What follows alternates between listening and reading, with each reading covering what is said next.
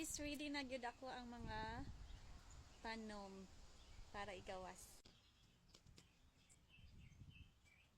So, ready na gyud siya. Tanom sa gawas. So, muni karon ng itsura sa ato ang garden. So, in the end of April, so simple pa lang siya. Okay, so niara atong mga seedlings. Tara, so ang uban na nadaot yun siya kay sayura kay nang ko siya gibutang sa gawas. So natay eggplant, pagmay pa siya pero ang mas medyo dako na good.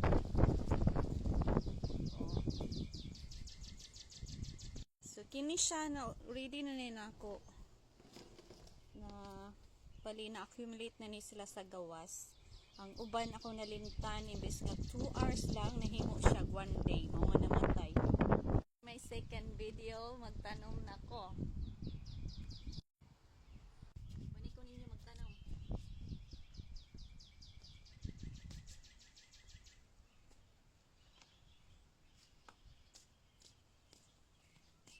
Tara na, magtanom sa ta kay mag-ulan ni unya.